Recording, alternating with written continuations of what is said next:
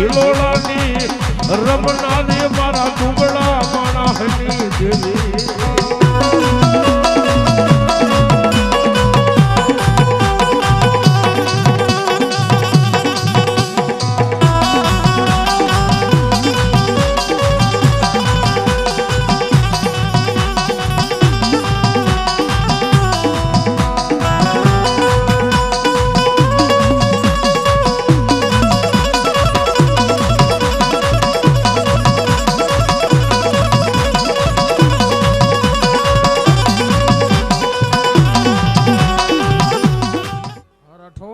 ભલો મેલડી ભલો આહા મેલડી વાળા હો સાહેબ હા રાઠોડ વાહ અનબાપ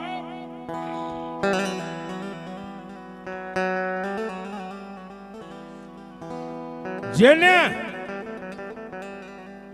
એ પોતાના રાવણદેવના કપાળની સામે નજર કરી અને સાહેબ જેને હાડો હાડ મારી મેલડી રમતી ને સાહેબ જાતનો તો કોળી હતો પણ મેલડી સામે આમ નજર કરીને પછી પોતાના રાવણદેવના કપાળ સામે નજર કરીને બાપ એ ઊભા થઈ અને રાવણદેવનો જમણો હાથ પકડી અને રામજીભાઈ પોતાના માથે હાથ મેકાવીને એટલું કીધું કે એ મારા ભગવા ભેખ સાંભળ બાપ એ દેવ આજ ઓસીતાના મારા આંગણે આવ્યા છો ને તમે કઈ બોલતા નથી પણ હું તમારો યજમાન છું ને કે હા જમણો હાથ આમ રાવણદેવનો માથે મેકાવીને એટલું કીધું કે રાવણદેવ હું તમને વાલો કેટલો છું ઈ કયો છો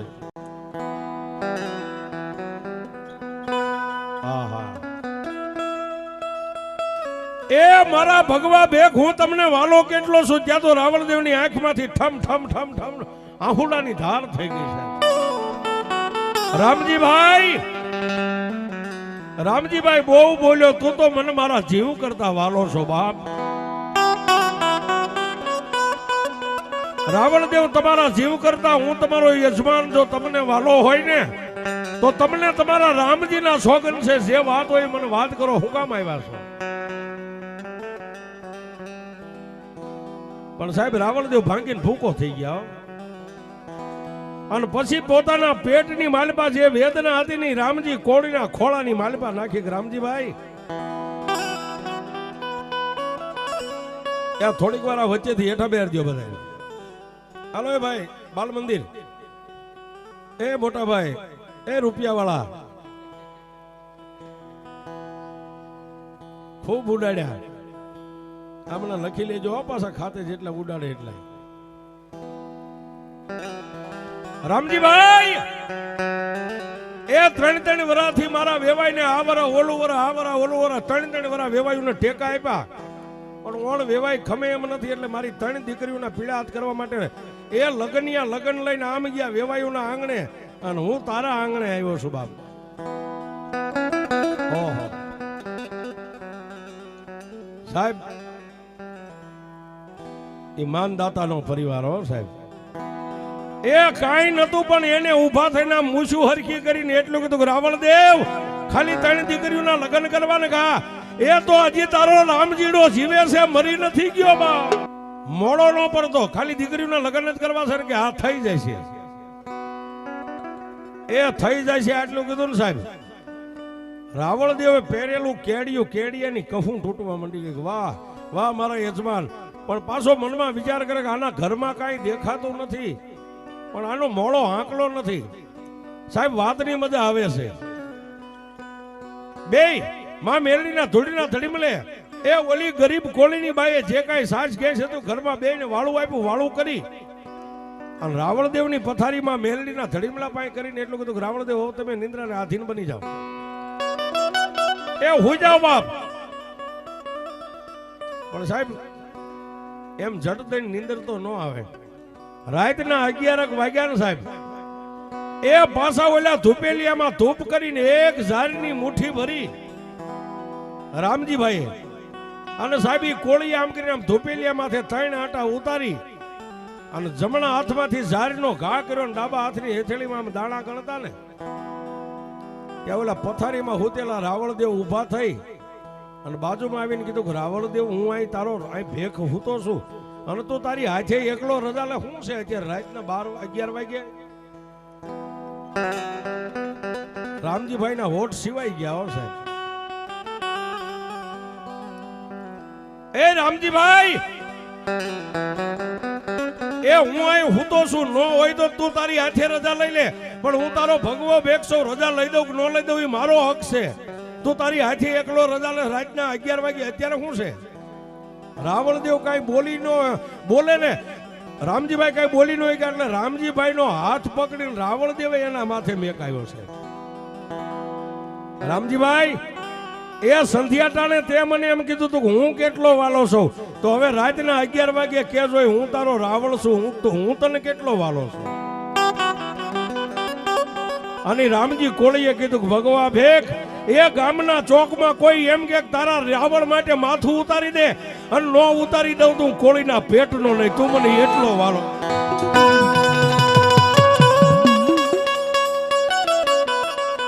એ રામજીભાઈ હું તને એટલો વાલો મારા માટે માથું નથી માંગવું પણ મારા સોગન ખાઈને કહેજો અત્યારે રાતે 11 વાગે માતાજી ભાઈ રજા છે નહીં લે ઊભા થઈ અને રામજી કોળીએ એટલું કીધું કે રાવણદેવ તારી દીકરીઓના લગ્ન કરવા છે મારા ઘરમાં કાંઈ નથી હું તને ના તો ન પાડી ગયો પણ મેં તને મોળો હોંકારો નથી આપ્યો ને કે ના રજા એની લઉં છું કે મારી મેલડી જો 1.5 આપે ને તો તને આ હું તો મેકીને મારે રામજીડાને રાતે ચોરી કરવા જવું છે એ ચોરી કરવા જવું છે શું કામ એ એકવાર ચોરી કરીને લાવું ને એટલે તારી 3 દીકરીઓ પરણી જાય બાપ સાહેબ વાતની હવે મજા છે રાવણદેવે એટલું કીધું મારી દીકરીઓના લગ્ન ને રામજીભાઈ તું એક ચોરી કરવા મેલડીનું બાનું તારી માથે છે કે મારી માથે મેલડીનું બાનું છે અને મારો ભગવો ભેખ અહીંથી પાછો જાય ને હું ન લાજુ આ ગોખલામાં બેઠી મારી મેલડી લાજે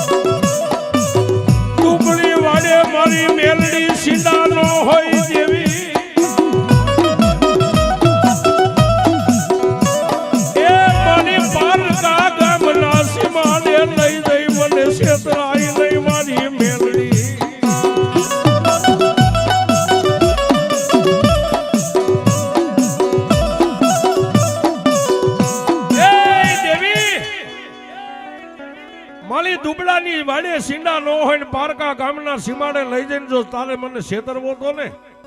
તો તારે મને 1.5 નથી આપી મેલડી માડી એ જેને કોઈનો આધાર નથી એક તારો આશરો લઈને આવેલો માણા અને જેના ઘરે 3 દીકરીઓના લગ્ન લેવાઈ ગયા છે પણ સાહેબ એ આહો મહિનાની નવરાત્રી બેહવાને 2 દિવસ જ ખાલી આડા છે સાહેબ અને રામજી કોળીએ માં ભગવતી મેરડી સામે એ એક સાહેબ વિશ્વાસની હૃદયમાં ગાંઠ વાળી લીધી કે માં એ જ્યાં સુધી મારો ભગવો ભેખ અહીં આવી અને તારા ધડીમલે ઊભો ન રહે ને ત્યાં સુધી તારા નર નિવેદય ન કરું જુવારાનું થાપન ન કરું તને ધૂપય ન કરું તને દીવોય ન કરું માં ભગવતી મેરડીની પાસે એ આવી એક શ્રદ્ધાની વિશ્વાસની ગાંઠ વાળી અને સાહેબ ઈ કોળી રામજી માં મેરડીની પાસે ધોડીના ધડીમલે ભોંયે પથારી કરીને હોઈ ગયો છે એ રાતના 12-1 નો ટકોર થયો સાહેબ અને ધૂળીના ધડીમલાની માલિપાથી મારી રામજીના વિશ્વાસની દેવી એક કોળીના એ ગરીબાઈની દેવી ધૂળીના ધડીમલામાંથી રાતના 1 વાગે મારી મેલડી નીકળી.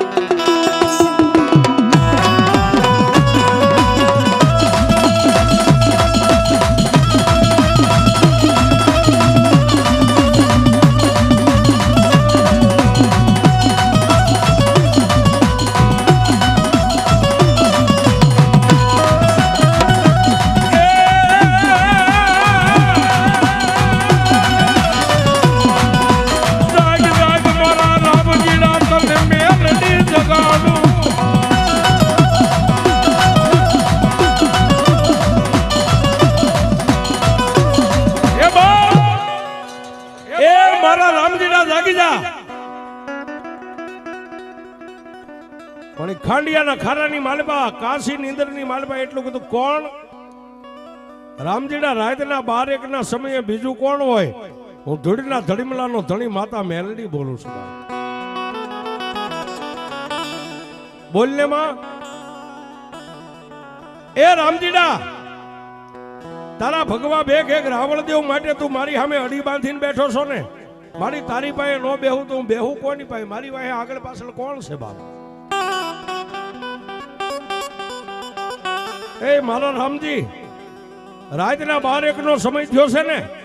હવે તારા ભગવા ભેખને લેવા ધંધુકાની જેલની માલમાં હું ખાંડિયાના ખારાની મેલડી જાઉં છું બાપ.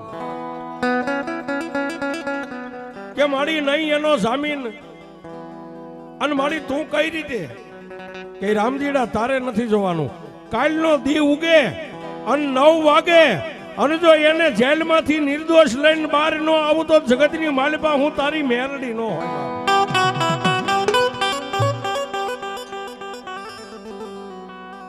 પણ મારી અત્યારે ધંધુકાની જેલમાં કે મારે જવું છે ને? કે મારી કઈ રીતે જાય? કે સાંભળ મારા રામજીડા, એ ધંધુકા જેલનો જે અમલદાર છે ને સાહેબ, પહેલાના યુગમાં અમલદાર કહેતા, અત્યારે આપણે પીએસઆઈ કહી. એ ધંધુકા જેલનો અમલદાર છે ને? કે હા. જેને હાથમાં હાથ કડી નાખીને જેલમાં પૂર્યો ને? કે હા. એ અમલદારની બાઈને અત્યારે પ્રસૂતિની વેદનાની પીડા છે. એ 1 નહીં 2 નહીં 5 નહીં 15 હુંયાની મથે પણ જો એની કુખેથી બાળકનો જન્મ થવા દઉં તો હું તારી મેલડી નહીં વાળું. કે તો મારી કઈ રીતે? કે ધંધુકાની જેલની માલબાજુ હું તારી મેલડી મારા ભગવા ભેખ માટે હુંયાણી બનીને જાવ અને એ અમલદારની બાઈને બાઈની કુખેથી દીકરાનો જન્મ કરાવું. અમલદાર એમ કે માગ, ત્યારે હું કાંઈ નહીં માગું, બસ ખાલી એટલું માગીશ કે એક મારા ભગવા ભેખને પૂર્યો ને, એ મારો દીકરો છે ને, હું એની માં છું. એ અમલદાર મારા દીકરાને છોડી દે, મારા દીકરાને લેવા આવીશું સાહેબ. એ સાહેબ ફરોહો હોય ને તો આ વાદળ બને, વિજોગણ બને, અરે માણા માટે હુંયાણી બની જાય. ઈ મારી એ ઓલા પટાવાળા આગળ ચોકી પેરો કરી રહ્યા હતા, ન્યા જઈને એટલું કીધું ભાઈ આ ધંધુકાની જેલ છે, માણસોને ચોરી કરે અને પૂરે ને. કે હા માજી, તમે ક્યાંથી આવ્યા? હું બાપ ખાંડિયા ગામથી આવું છું. શું કામ? એ મારા દીકરાને આજ અમલદાર પકડીને લાવ્યા છે, એને મળવા આવીશું. કે મારી તમારી જેવી તો હાંજે 70 આવે એમને મળાય નહીં, વ્યાજા અહીંથી પાછા. પણ સાહેબ એ કોઈ બાયું આવે ને કોઈ જાય, કોઈ આવે ને કોઈ જાય. એ રાતના 3 વાગે 80 વર્ષની ડોસી જેવા રૂપે મારી મેલડી એટલું કીધું ભાઈ આ બાયું ક્યાં જાય છે, કોને મળવા આવે છે?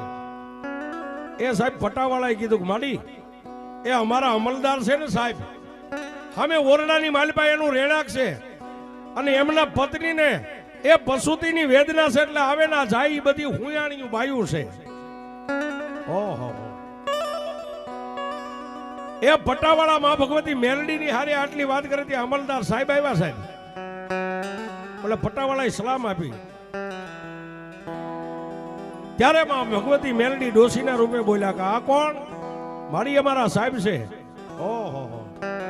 સાહેબ ને માં ભગવતી મેલડીએ ડોસીના રૂપે 2 હાથ જોડીને કીધું જય માતાજી સાહેબ. એટલે અમલદાર બોલ્યા કે હા મારી જય માતાજી. સાહેબ તમારા ઘરેથી બાઈને પ્રસૂતિની વેદના છે? કે હા મારી. ઓહો, આ બધી બાયું ન્યાથી આવીને જાય છે? કે હા. કોઈની કારીગરી કામ નથી આવતી? કે ના. તો હું હુંયાણી પણ હું જાણું છું.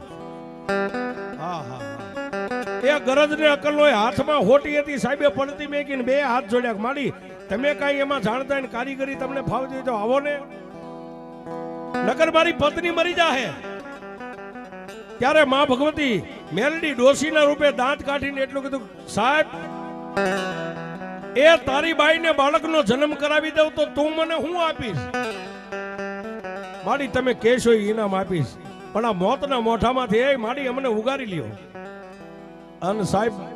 માં ભગવતી મેલડીએ કીધું કે હવે અમલદાર હાલ તારી તું આગળ અને તારી પાછળ હું ડગલા માંડું પણ આગળ સાહેબ ને વાહે મારી ઉગતાની મેલડી છે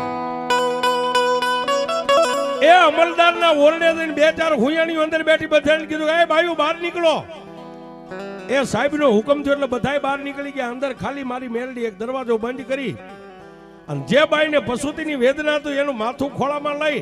અને મારી મેલડીએ દાંત કાઢીને બાઈના કપાળે હાથ મેક્યો ને ત્યાં બાળકનો જન્મ થયો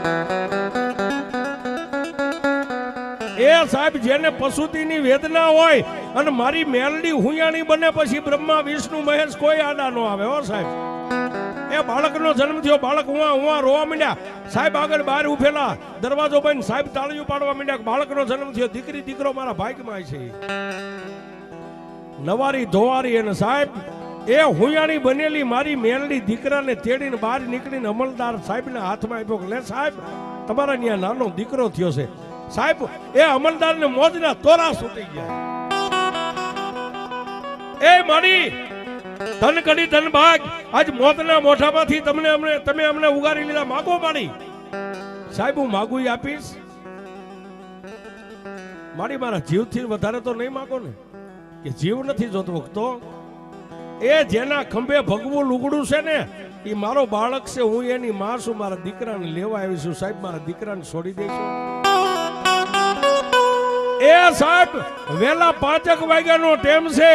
એ નિર્દોષ મારા ભગવા ભેખને છોડાવી અને મોર મારી મેલડીને વાહે રાવણદેવ ખાંડિયાના ખારામાં આવ્યા સાહેબ દિવસ ઉગવાની તૈયારી એ અમે રામજી જબરાનું એક નાનું એવું ઝૂંપડું દેખાણું ધૂળનો ધડીમલો મારી મેલડી અદ્રશ્ય બની ગયા છે રામજીભાઈ હુતેલા એને ટાપલી મારીને રાવણદેવે જગાડીને એટલું કીધું કે ઉઠ ઉઠ બાપ કાશી નગર માંથી આમ રાવણદેવને જોયા બે ભાનો બની ગયો સાહેબ એ દેવ ક્યાંથી આવ્યા ને કોણ લાવ્યું ઈ કે કોણ લાવ્યું રામજીભાઈ હું એને ઓળખતો નથી જાણતો નથી એ એક ડોસી આવી હતી મને નિર્દોષ લઈને ભાઈ આવી બાપ